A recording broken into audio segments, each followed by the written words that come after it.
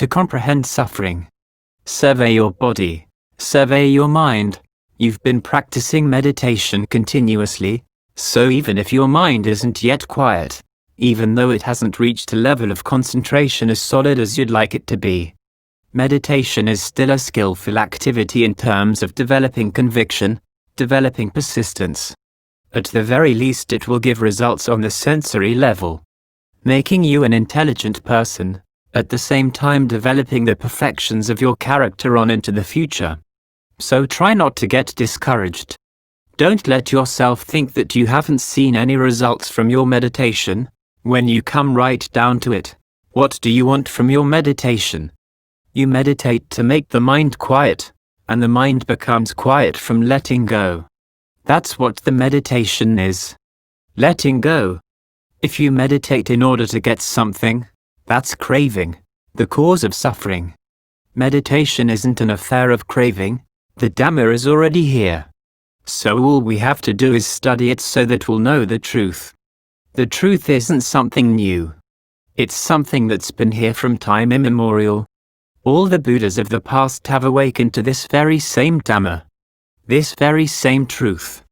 Even though the cosmos has changed from one eon to another, the Dhamma hasn't changed along with the cosmos. No matter which eon a particular Buddha was born in, he awakened to the same old truth. He taught the same old truth. The same Dhamma, the same truth, is always right here all the time. It's simply that we don't recognize it. We haven't studied it down to its elemental properties. All I ask is that you be intent on studying it. The truth is always the truth. It's always present. The truth the Buddha taught starts with the principle that stress and suffering is a truth. Do you have any stress and suffering? Examine yourself carefully. Is there any stress and suffering within you? Or is there none at all? As long as there's suffering within you, the truth of the noble truths taught by the Buddha is still there. When you're mindful to keep your eye on the suffering appearing within you, you're studying the truth in line with what it actually is. But in addition to pointing out the truth of suffering, the Buddha also taught the path to the end of suffering. This too is a truth. The Buddha has guaranteed that when we develop it in full measure, we'll gain release from stress and suffering. It's not the case that suffering is the only truth, that we have to lie buried in stress and suffering. The Buddha found a way out of suffering, like an intelligent doctor who not only understands diseases but also knows a miraculous medicine to cure them. This is why the truth of the path is so important. For many people who have put it into practice have gotten results. The truth of the path is something we put into practice to gain release from suffering. As we chanted just now, Ye dukkhaṃ napajanati, those who don't discern suffering. Atto dukkhassa sambhavang, suffering's cause. Tancha maggaṃ najanati, who don't understand the path. Dukkhupasamagamanang, the way to the stilling of suffering. Te jati jarupaga, they'll return to birth and aging again. If we don't comprehend suffering and the way to the end of suffering, we'll have to experience birth, aging, and death, which are the causes not only of suffering but also of the craving leading to more suffering. We should take joy in the fact that we have all the noble truths we need. We have suffering, and the path to the end of suffering doesn't lie far away. When we look into the texts, we find that the Buddha and his noble disciples didn't practice anything far away. They purified the actions of their bodies and minds. They did this by knowing their own bodies and minds in line with what they actually were. When we don't know our own bodies and minds as they actually are, that's the cause of suffering. When we practice knowing our own bodies, our own minds, as they actually are, that's the path to release from suffering. Aside from this, there's no path at all. We already have a body. We already have a mind, this knowing property. So we take this knowing property and put it to use by studying the body in line with its three characteristics: anicca, inconstancy; dukkha, stressfulness; and anatta, not selfness. Inconstancy and stressfulness lie on the side of suffering and its cause. We have to study things that are inconstant in order to see who they are, who's responsible for them, who really owns them. This issue of inconstancy is really important. Rupang Anichang. Form is inconstant. Who owns the form? Rupang Dukang. Form is stressful. Who's on the receiving end of the stress? Stress is something that has to depend on causes and conditions in order to arise. It doesn't come on its own. Just like sound, we have to depend on contact in order to hear it. If there's no contact, we won't know where there's any sound. In the same way, stress depends on contact. If there's no contact, we won't know where there's any stress.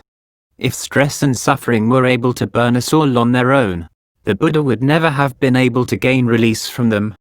There would be no way for us to practice, for no matter what, suffering would keep on burning us all on its own. But the fact of the matter is that when we practice, we can gain relief from suffering. Because suffering isn't built into the mind, it's not built into this knowing property. It has to depend on contact through the sense media in order for it to arise. This is why sages study the truth. As when we chant, Ayang Kome Kayo, this body of mine, Utang Padatala, from the soles of the feet on up, Adho Kasamataka, from the crown of the head on down, Tachapari Yanto, surrounded by skin. Within this body we have all five aggregates: form, feeling, perception, thought fabrications, and consciousness. Form is the coarsest of the aggregates, for we can touch it with our hand and see it with our eyes.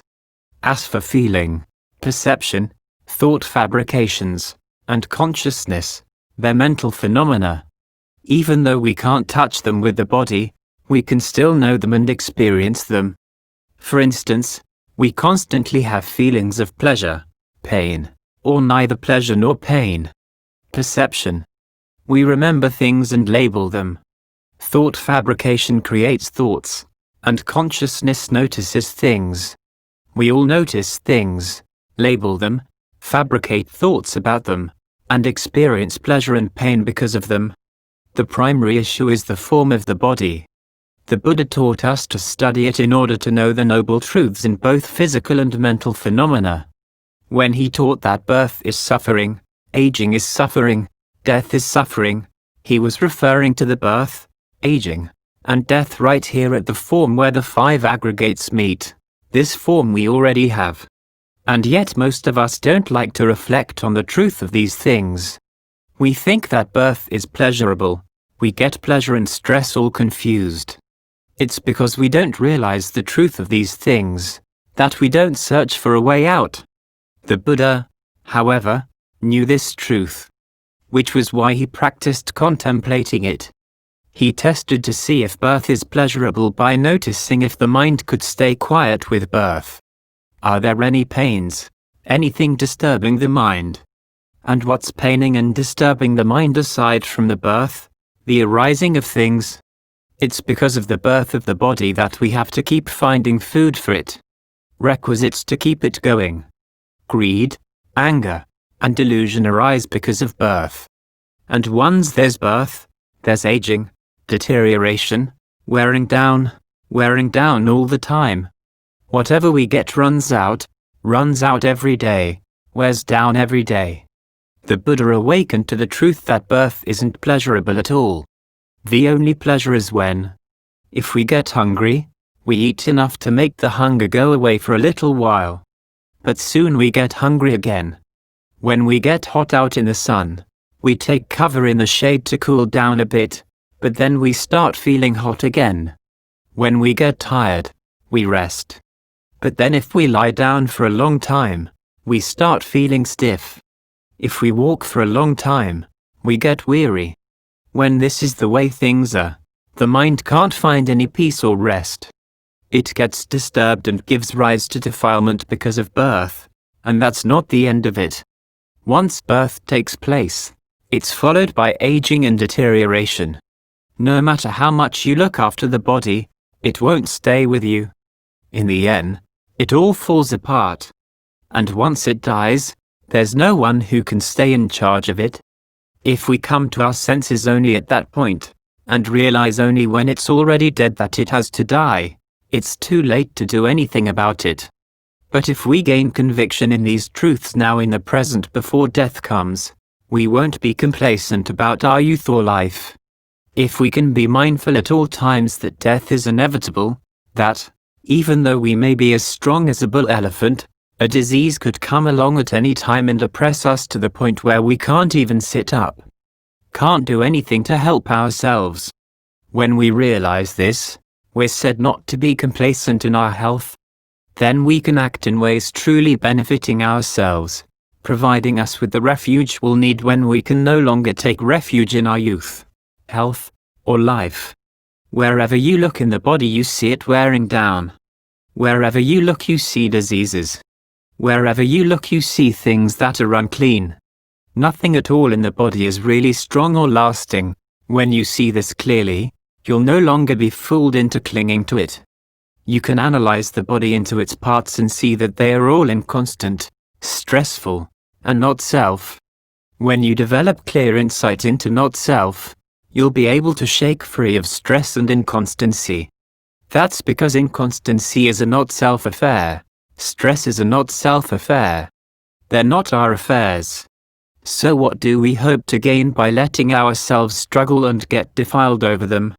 This is why the noble ones, when they see these truths, call them the dangers in the cycles of samsara. You have to understand what's meant by the term cycle. There's the cycle of defilement, the cycle of action, and the cycle of the results of action. The cycle of defilement is the ignorance that makes the mind stupid and defiled. These defilements are the cause of stress, suffering, and danger. Then there's the cycle of action. Any actions we do under the influence of defilement keep us spinning in the cycle, acting sometimes in skillful ways, sometimes in unskillful ones. Even skillful actions can lead to delusion, you know? When we experience good sights, sounds, status, or wealth as a result of our skillful actions, we can turn unskillful, careless, and complacent. Because we get deluded into investing our sense of self in those things. When they start changing against our desires, we grow frustrated and start acting in evil ways. When they leave us, we act in unskillful ways. This causes the cycle of actions in terms of both our physical and verbal acts. When we act in ways that are unskillful, this causes the cycle of results to be painful. When we experience this pain and suffering, the mind becomes defiled. Our vision gets obscured because the suffering overcomes us. This gives rise to anger, as well as to greed for the things we want, and this starts the cycle of defilement again.